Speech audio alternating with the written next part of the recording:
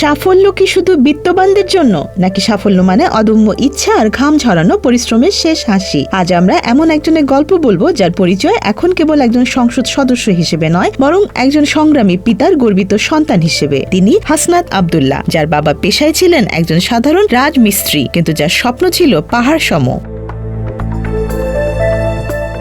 রোদ বৃষ্টি মাথায় নিয়ে যে মানুষটি অন্যের ঘর বানাতেন, তার নিজের ঘরে হয়তো বিলাসিতা ছিল না। হাসনাত আব্দুল্লাহর বাবা পেশায় ছিলেন রাজমিস্ত্রি। ইটের উপর ইট গেঁথে তিনি যেমন দালান তুলতেন, ঠিক তেমনি তিল তিল করে গড়ে তুলেছেন তার সন্তানের ভবিষ্যৎ। অভাব ছিল সীমাবদ্ধতা, কিন্তু ছিল না শুধু হার মানার মানসিকতা। হাসনাত বড় হয়েছেন অভাবের সাথে লড়াই করে, কিন্তু তার বাবার সততা এবং কঠোর পরিশ্রম তাকে শিখিয়েছে মাথা নত না করে কিভাবে এগিয়ে যেতে হয়।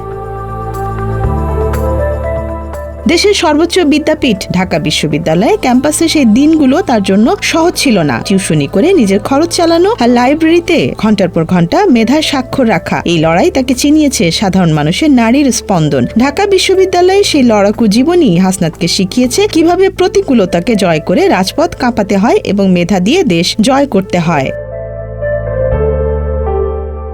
মধ্যবিত্ত বা নিম্ন মধ্যবিত্ত পরিবার থেকে উঠে আসা একজন তরুণের জন্য রাজনীতির মাঠ কখনই সহজ ছিল না, কিন্তু হাসনাত আব্দুল্লাহ সাধারণ মানুষের অধিকার আদায়ে ছিলেন আপোষহীন। রাজপথের লড়াই, স্লোগান আর মানুষের জন্য কাজ করার প্রবল আকাঙ্ক্ষা তাকে সাধারণ থেকে অসাধারণ করে তুলেছে। তার এই উত্থান কোনো জাদুর কাঠির ছোঁয়ায় নয়, বরং প্রতিটি ধাপে তার মেধা আর সাহসের পরিচয় দিয়ে।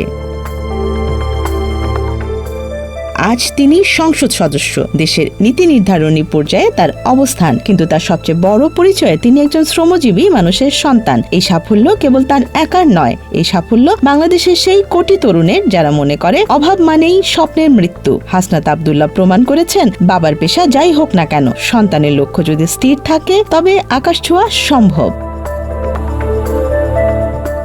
হাসনাত আব্দুল্লাহর এই গল্প আমাদের শেখায় পরিশ্রম কখনো বিফলে যায় না। আপনার চারপাশের মানুষকে অনুপ্রাণিত করতে এই ভিডিওটি শেয়ার করুন আর কমেন্টে জানান আপনার জীবনের সবচেয়ে বড় অনুপ্রেরণা কে।